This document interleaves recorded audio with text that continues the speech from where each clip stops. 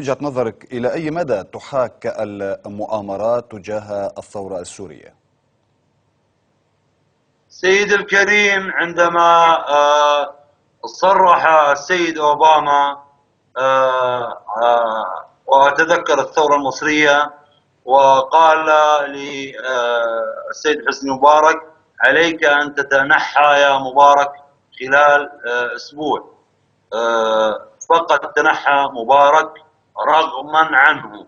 طبعا أنا أشيد بأن كان هناك تكاتفا بين الجيش المصري وبين الشعب المصري، وكان سبب من أسباب نجاح الثورة. لكن الآن أوباما عندما يوجه رسالة إلى بشار الأسد، ووجهها كثيرا وقال له يجب أن تتنحى، فإما أن أوباما ضعيفا، وإذا كان أوباما ضعيفا فأمريكا ضعيفة، لأننا كنا نعتقد بأن العالم تحول إلى سياسة القطب الواحد، لكن يبدو أن العالم اتجه إلى الحرب الباردة. ما أقصد من كلامي أخي الكريم الشعب الأمريكي أو أمريكا قوية.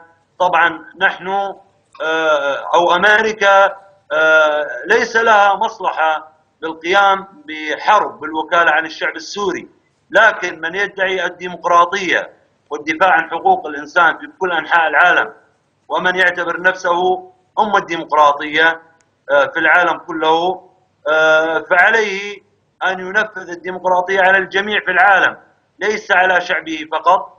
فأنا أناشد الشعب الأمريكي وأسأل أوباما لماذا ما هو السر لأن تناشد بشار، وبشار لا يصلح عندنا مع احترامي لرعاة الأغنام راعي غنم، وراعي غنم ليس نزيها.